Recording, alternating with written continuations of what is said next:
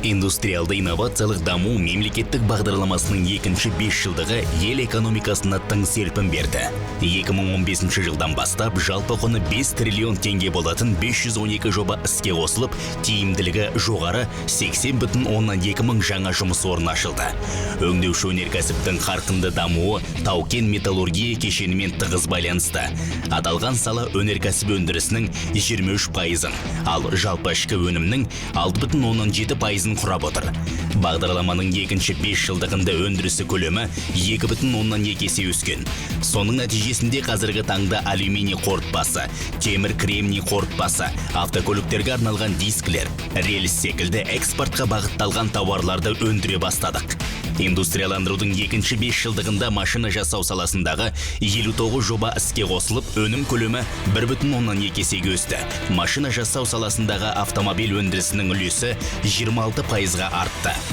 Химия өнеркәсібінің өндірісі көлемі 1,7 есеге өсті. Соңғы жылдары ауыл шаруашылығына арналған күрделі фосфор калий тыңайтқыштары, аммоний сульфаты, натрий цианиді секілді жаңа өнімдердің өндірісі жолға қойылды.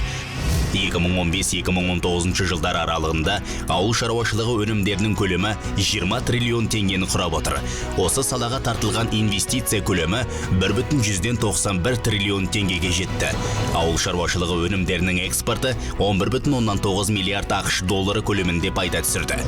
Индустрияландырудың екінші кезеңінде индустрия 4.0 элементтерін енгізу мақсатында елімізде модельді фабрикалар құрылып, тау-кен металлургия кешеніндегі 13 кәсіпорында құны 283,3 миллиард теңге болатын 53 жоба іске асырылып жатыр. 2025 жылы олардан түсетін пайда 464,4 миллиард теңге болмақ.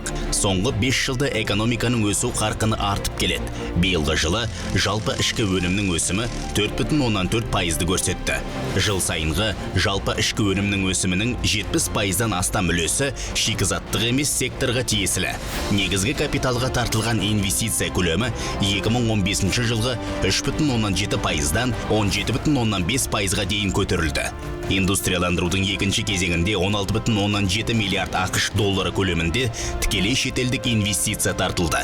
Өнеркәсіп өндірісі биыл 3,5%-ға өсті. Ал жалпы ішкі өнімдегі өңдеуші өнеркәсіптің үлесі 11,6%-ға жетті.